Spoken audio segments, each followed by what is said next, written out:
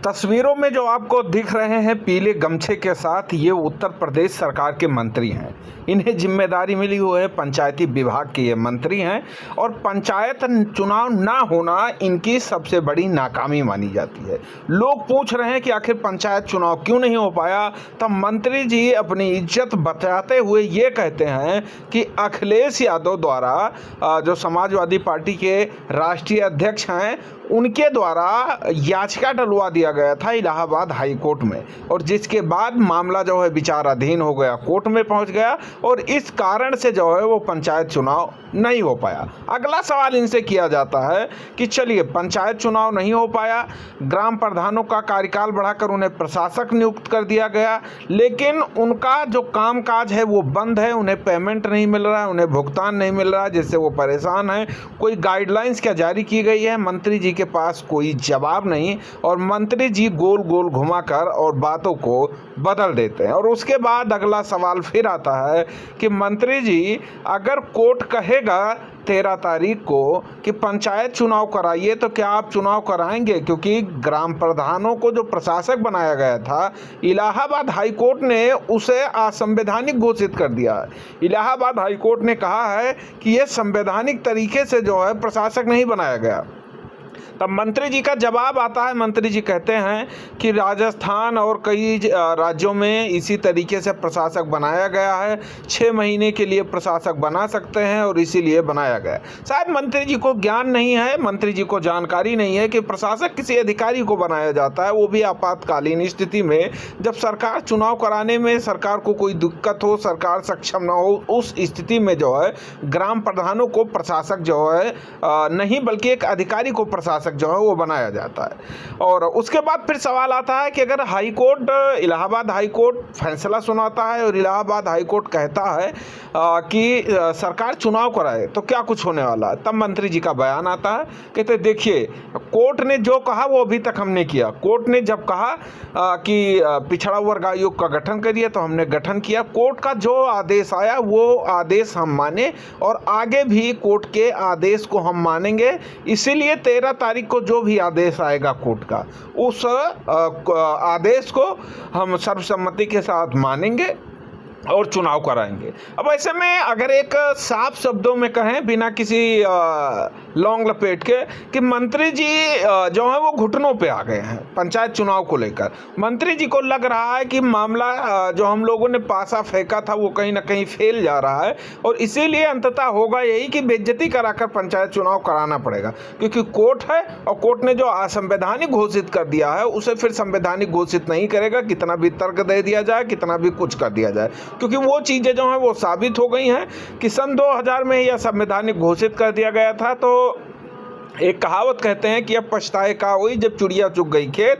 तो मंत्री जी को पहले ज्ञान नहीं था और जब ज्ञान हुआ तो बहुत देर हो गया, तो इसलिए मंत्री जी जो हैं वो बीच में फंस गए हैं। अब फिलहाल मंत्री जी क्या कुछ कह रहे हैं, हम आपको मंत्री जी की बातों को सुना दे रहे हैं और आप मंत्री जी के पूरे बातों को सुनिए। और वीडियो अगर पसंद आए तो जैसे मंत्री जी मुस्कुरा रहे हैं ऐसे आप भी मुस्कुराते हुए वीडियो को शेयर कर दीजिएगा। माननीय मंत्री जी, इस समय जैसे आपके पंचायती विभाग से चूँकि आप मंत्री हैं और प्रधानों को प्रशासक नियुक्त किया गया था, लेकिन कोर्ट ने उसको अवैधानिक घोषित कर दिया और 13 जुलाई तक उन्होंने ये आपसे रिपोर्ट मांगी है। तो बड़ा ऊहापोह है प्रधानों में, अधिकारियों में भी कि क्या होगा, उसको थोड़ा सा सर आप क्लियर करें। न्यायालय में उठाने का काम अखिलेश यादव जी ने किया। पंचायती राज विभाग मेरे पास है, सरकार हमारी है, बयान अखिलेश जी के आते हैं। जब उनका वकील हाई कोर्ट में मुकदमा कर दिया तो जब दाखिल कर दिया दूसरे दिन अखिलेश जी का बयान आता है कि पंचायत चुनाव नहीं होगा, जबकि मैं कह रहा था कि चुनाव होगा। अब चूँकि मामला न्यायालय में उन्होंने कर दिया तो न्यायालय ने राज्य निर्वाचन आयोग और सरकार को नोटिस जारी किया। उन्होंने जो जवाब मांगा हम लोगों से तो जवाब दाखिल कर दिया गया। फिर न्यायालय ने कहा कि आप पिछड़ा वर्ग आयोग का गठन करिए, गठन कर दिया। अब न्यायालय क्योंकि समय तो संविधान कहता है 6 महीने तक उनका कार्यकाल बढ़ाया जा सकता है, कोई दिक्कत नहीं है। तो उसी कड़ी में प्रशासक उत्तराखंड में है, राजस्थान में कई स्टेटों में प्रशासक हैं, तो इधर प्रशासक बनाया गया। अब न्यायालय ने उसका 13 तारीख को मांगा है जवाब, तो जवाब सरकार देगी।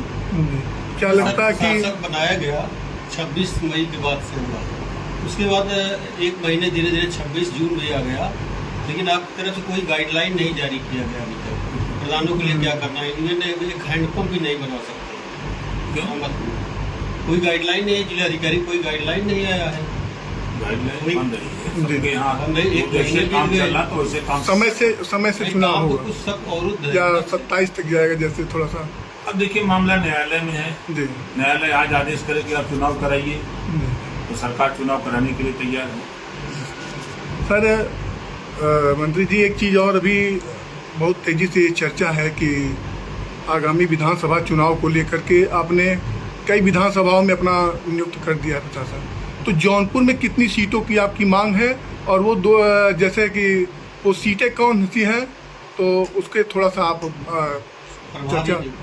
जी देखिए संगठन को मजबूत करने के लिए हम लोगों ने प्रभारी नियुक्त किया है। जी जहाँ जहाँ संगठन कमजोर है जी और उन सीटों पर हम लोगों ने प्रभारी नियुक्त करके अपना संगठन ग्रास रूट तक पूरा करने की तैयारी की। जी काम तो हम 403 सीटों पर करते हैं। जी आप झांसी, बांदा, चित्रकूट, हमीरपुर, जालौन उड़े ही जाएंगे जी बुंदेलखंड, तो वहाँ भी लोग कहेंगे कि चुनाव नेता इतना लड़ी है। जब आप जाएंगे एटा, इटावा, कन्नौज, कासगंज, सहारनपुर, बागपत, शामली, मुजफ्फरनगर, जी तो उधर के लोग भी यही कहते हैं कि नेता यही चुनाव लड़ेंगे। जी तो चुनाव देखिए हम 5 लोग हैं अलायंस में, बड़ी पार्टी भारतीय जनता पार्टी है, सरकार भारतीय जनता पार्टी को बनानी है, जी हम लोग सहयोगी दल हैं। अब 4 लोग हैं सहयोगी दल, जी। तो जो सीटें हम लोगों को मिलेगी उसको लड़ा जाएगा। जौनपुर कितनी सीट की मांग है लगभग आपकी? अब जो मिल जाएगा मिल जाएगा। जो मिल जाएगा, मलनी होगा। सीट है आपकी डिमांड? आज तक 403 सीट है, ये जौनपुर कोई खास सीट नहीं?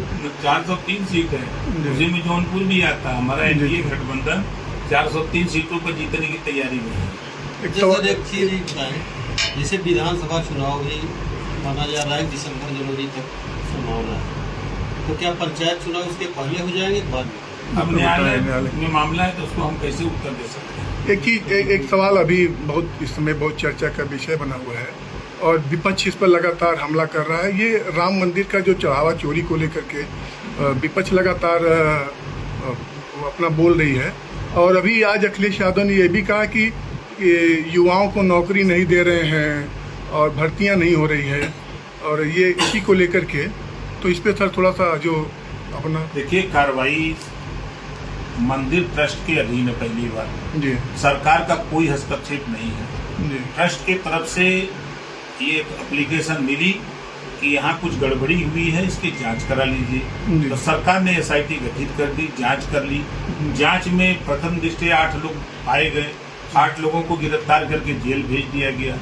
अब इससे संतुष्ट कैसे अखिलेश जी होंगे? उनको चिंता, तो कभी दर्शन करने तो गए नहीं अयोध्या, लेकिन उनको चंदा की जड़ी जरूर चिंता है। गए थे प्रयागराज, उन्हीं की पार्टी के लोगों ने मिलकर के 3 गुप्ता को रेल दिया, हत्या कर दिया। उसका दरवाजा भी करने नहीं गए अखिलेश जी, ना तो उनकी पार्टी का कोई विधायक गया हुआ। वो जाते कहाँ हैं? अपनी बिरादरी के यहाँ। आजमगढ़ जाएंगे, वो का नाम है यादव जी के यहाँ तिरही में जेल में शादी में जाएंगे, लेकिन आजम खान के यहाँ जेल में नहीं। अगर कोई राजभर मरेगा, कोई ठाकुर मरेगा, कोई पंडित मरेगा, कोई पटेल मरेगा, तो हुआ ही नहीं जाएंगे। अगर कह दीजिए तो बुरा लगता है। तो सच्चाई ये है कि अब अखिलेश जी के खाली अब ये जन्म में, जो पैदाइशी वाला जन्म था, अब ये जन्म में खाली वो नहीं है, कुल ही के, और दूसरा काम कोनो हो नहीं। अब सरकार बनाओगे सपना दूसरे जन्म में देखा, ये जन्म में तो नहीं हो पाई। ठीक। एक प्रश्न मेरा था सर, ये दुल्हा हत्याकांड में बार बार सौम्या आपका नाम लेकर के, देखिए अपरिपक्व लड़की है। हम तो कहते हैं हमारे मोबाइल, हमारे पास 2 नंबर है, दोनों नंबर ट्रेस करा ले। पहली बात कि चाहे थाने पर या एसपी को हम लोग कभी फोन किए हों, और जो चीज मैं देख रहा हूँ सोशल मीडिया पे, जिस लड़के की हत्या हुई, एक वीडियो आप लोगों ने भी देखा होगा कि कट्टा जी वायरल हुआ है, जो फायर करते देखा होगा। एक वकील का बयान आया उसी को लेकर के कि घर से 6 महीना बाहर चली गई थी जिस लड़के के साथ शादी। फिर उसके बाद जो है परिवार वालों ने मिलकर शादी उसकी दोनों से समझ करके तय किया। तो वो जो गैंग चला रहे हैं पार्टी वाले, गैंग पार्टी जो मारपीट वाले, तो वो प्रदीप गैंग का लीडर, तो वो कहा कि नहीं खबरदार शादी उदी मत करो तुम लोग, हम लोग मिलके अपना जो काम कर रहे हैं वो करेंगे। अब वो बात नहीं माना तो ये घटना हुई। अब जो आरोप उसका लग रहा है, क्योंकि जिसकी हत्या हुई है आज वो सफाई मिल रही है ना, उसके ऊपर 23 मुकदमे हैं। जिसका इनकाउंटर हुआ है उसके ऊपर 23 मुकदमे दर्ज हैं, 302, 308, 307 के मुकदमे दर्ज हैं। और उसको अखिलेश जी कहते हैं कि नहीं खाली जाति चीन के मारा जा रहा है, ठाकुर भी तो मारा गया, भर भी मारा गया, ब्राह्मण भी मारा गया, पटेल भी मारा गया, यादव भी, सारी जाति जो उस एरिया में है। पुलिस, अब कोई पुलिस के ऊपर गोली चलाए तब पुलिस फूल एकदम माला वाला लेकर कोई वर्षा करेगी? अपनी आत्मरक्षा के लिए वो भी गोली चलाएगी। मरो चाहे जियो, दोनों तरफ से गोली चल रही है तो कौन मरे कौन जिएगा, यही तो चल रहा है। ठीक है।